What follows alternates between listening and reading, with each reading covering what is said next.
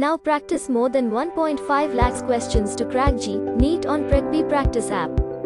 Download now.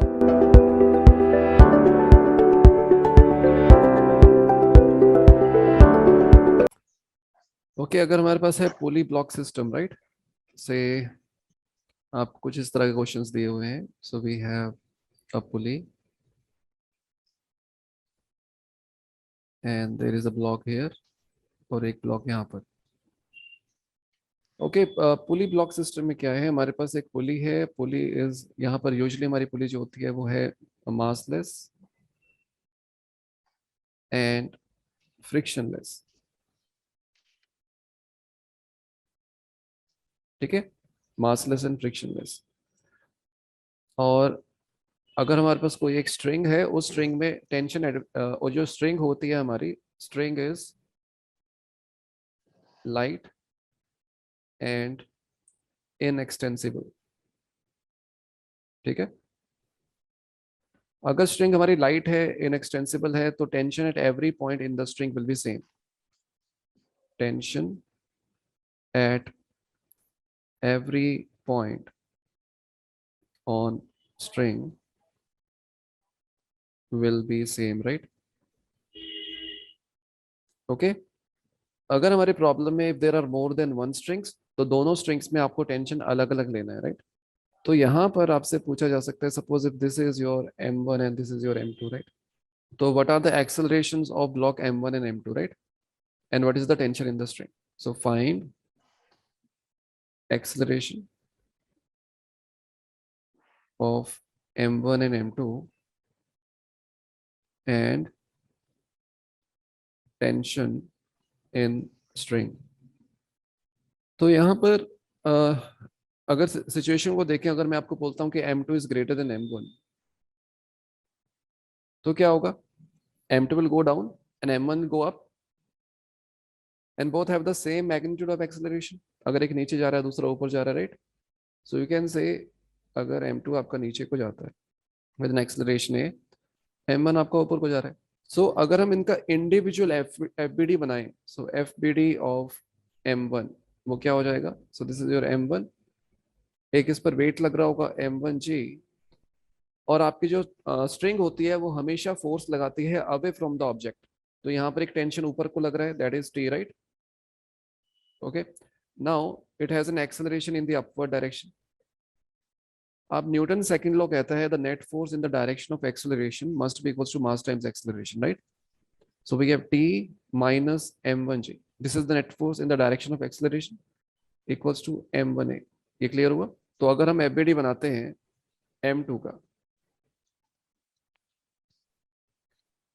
इस case में जो टेंशन लग रहा है वो ऊपर को ही लगेगा, away from the object, gravitational force in the downward direction. Now acceleration is in the downward direction. ठीक है, so the net force in the direction of acceleration will be m2g minus t2 is equals to m2a, right? Mass times acceleration. Okay, now when you solve these two equations, so from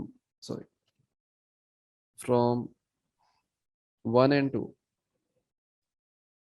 आपका जो tension आएगी that will be 2m1 m2g upon m1 plus m2, और आपकी जो acceleration की value आएगी that will be m2 minus m1 into ji upon m1 plus m2.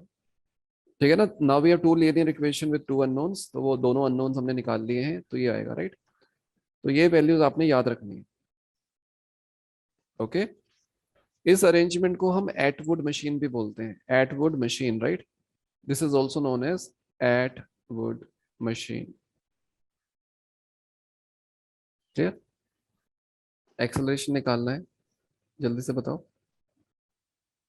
And the tension.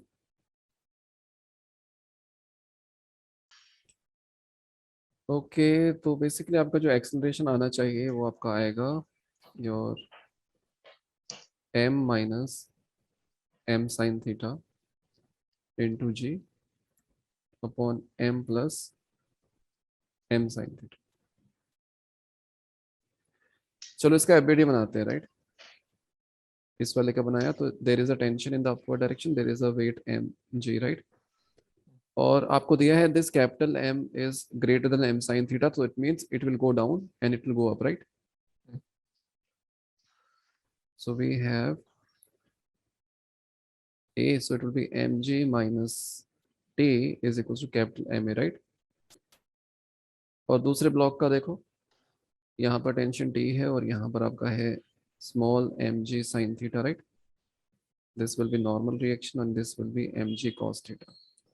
It has an acceleration in this direction. So we have T minus mg sin theta equals to your m a, right? अच्छा, नीचे हमारा m ही आएगा, sin theta नहीं आएगा, sorry, ये term नहीं आएगा। So if you add them, तो आपको क्या मिलेगा, आपको मिलेगा, इसको ऐड करेंगे तो क्या मिलेगा, m minus m sin theta into g divided by m plus small m। ये क्लियर हुआ? Tension will get cancelled out और हमारे पास एक्सेलरेशन आ जाएगा ये, right.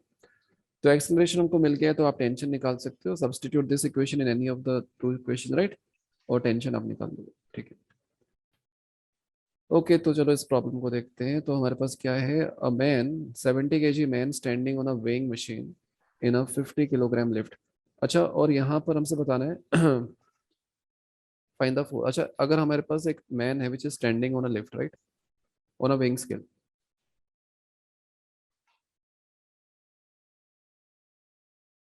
So this is your weighing scale, और यहाँ पर इसके ऊपर एक man is standing over it, okay. तो जो रीडिंग होगी ना वेइंग स्केल की, reading will be the normal reaction exerted by the man on the weighing scale. So reading of weighing scale is normal reaction exerted by man on it, right? तो जरा जो man का FBD अगर उसको draw करते हैं तो क्या बनेगा, this is your man and इस पे जो फोर्सेस लग रही है वो दिखा देते हैं। So there is a normal reaction in the upward direction and there is a weight in the downward direction, right. So normal reaction will be mg, right. और अगर हम वेइंग स्केल का एफबीडी बनाते हैं, हाँ, तो वेइंग स्केल के case में there is a normal reaction from the man in the downward direction, ठीक है, and there will be, you can say there is a weight of the weighing scale, let us say this is say m dash g, and there will be a normal reaction from the ground, right? Okay, तो इसकी जो reading होगी that will be n, right? So reading of the weighing scale will be n। okay, actual में यहाँ पर क्या है आपका, n dash will be n plus m dash g, ठीक है। बट हम क्या चाहते हैं, we want to find the reading, right. So this is your reading, clear. Suppose अगर मैं अपने विंग स्केल को एक इंक्लाइंड प्लेन पे रख देता हूँ, ठीक है, अब इस पर जो मैन है वो खड़ा हो गया, right, okay.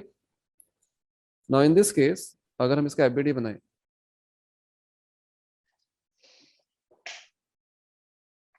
There will be normal reaction in this direction, और अब वेट के कंपोनेंट्स होंगे, this will be mg sin theta and this component will be mg cos theta, और इस डायरेक्शन में there has to be some friction, right, ताकि उसके wait component को बैलेंस कर सके। तो आपको जो यहाँ पे नॉर्मल रिएक्शन होगा that will be mg cos theta, so that is the reading, right. तो अब उसका जो वेट होगा, उसका जो वेट होगा दैट विल बी लेस, ठीक है। तो वेइंग स्केल अगर हमारा इंक्लाइंड है तो उस केस में वो गलत रीडिंग दिखाएगा and that reading will be smaller, right. Okay, so 70 kg man standing on a weighing machine in a 50 kilogram lift pulls on the rope। तो आपकी जो लिफ्ट है it has a mass of 50 kilogram, man has a mass of 70 kilogram which supports the lift as shown in the figure। आप देख सकते हैं कि जो एक पुली है that is connected with the lift, okay, और दूसरी पुली आपकी सीलिंग से साथ कनेक्टेड है। तो ये तो आपके लिफ्ट के साथ कनेक्टेड है, this pulley is connected with the ceiling, और हमारे पास एक सिंगल स्ट्रिंग है which is going through these pulleys, और ये मैन जो है इसको होल्ड करके रखा हुआ, right. Find the force with which the man should pull on the rope to keep the lift stationary and the weight of the man as shown by the weighing scale. Okay. अच्छा, अब एक और चीज है, अगर कोई भी like if there is a man which is pulling a string, तो टेंशन जो होगी स्ट्रिंग में that is same as the pulling force. तो यहाँ पे एक इंपॉर्टेंट चीज, tension in string is same as pulling force, right? अब हमें बताना है force with which the man should pull. So basically हमको निकालना है what is the tension in the string to keep the lift at rest, right? ये clear हुआ? We want tension in the string to keep lift at rest. तो अगर हम FBD बनाते हैं, अब देखो यहाँ पर जो पुली है, there is a pulley which is connected with the string with the lift, right? तो लिफ्ट का अगर हम एफबीडी बनाएं,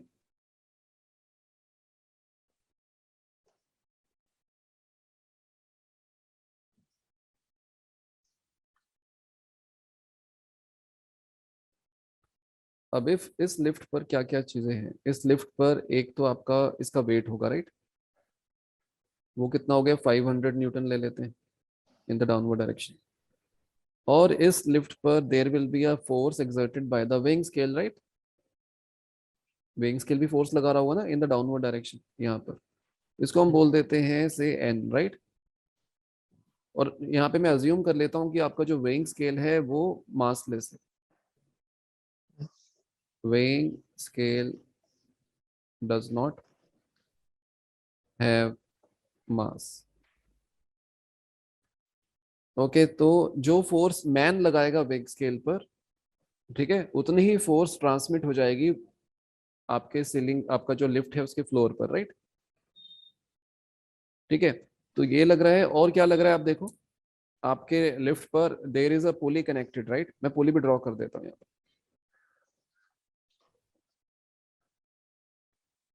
there is a pulley like this,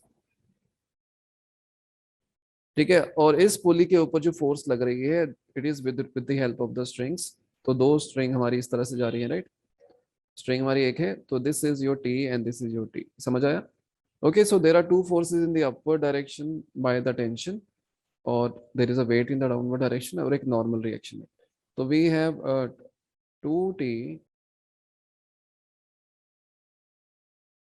चलो F B D of weighing scale. तो ये रहा आपका वेइंग स्केल. अब वेइंग स्केल पर जो मैन है, it is exerting a force in this direction, right? And there is a force exerted by the ground in the upward direction, right? इसका mass तो जीरो है, राइट? There is no weight component. तो जो force man exert कर रहा है weighing scale पर, वो सेम फोर्स ग्राउंड, वो हाँ हाँ गॉट इट? ठीक. तो ग्राउंड एन लगा रहा है वेइंग स्केल पर, सो आपका जो वेइंग स्केल है वो उसके फ्लोर पर, मतलब सील अपने लिफ्ट के फ्लोर पर एन लगाएगा, राइट? चलो अब मैन का एफबीडी बनाते हैं.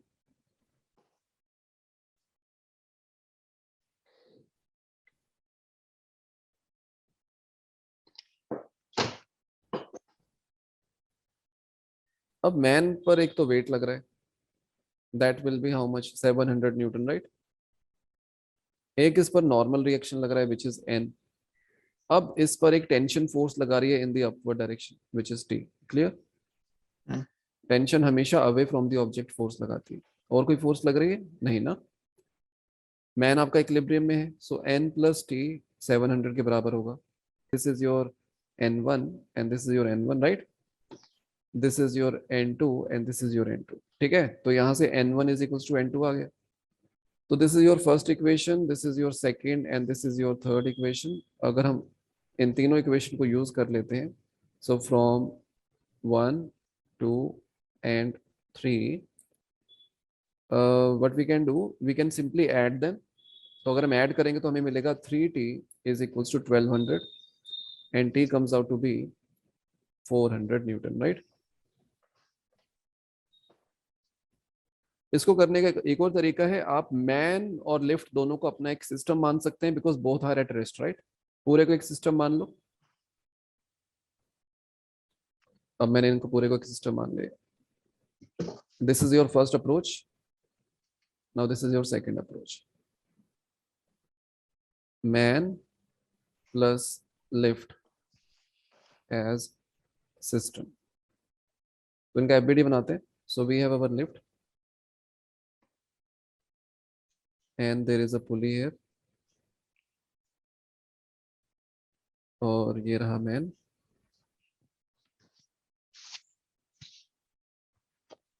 Standing on a weighing scale. ठीक है. अब फोर्सेस देखते हैं कहाँ कहाँ लग रही है. सो टेंशन जो लग रहा है एक तो यहाँ लग रहा है और एक टेंशन यहाँ लग रहा है. ठीक है. और एक टेंशन आपका मैन पर लग रहा है. दिख रहा है. और एक वेट है ग्रेविटेशनल फोर्स का which will be 500 plus 700 that is 1200 Newton. Right. अब जो नॉर्मल रिएक्शन है between the man and the weighing scale वो कैंसिल हो गया. और जो नॉर्मल रिएक्शन है वेइंग स्केल और लिफ्ट के बीच में वो कैंसिल हो गया. राइट. बिकॉज वो इंटरनल फोर्सेस बन चुकी है. तो हमने केवल एक्सटर्नल दिखाई है यहाँ पर. तो 3t will be equals to 1200. So t comes out to be 400. Clear हुआ.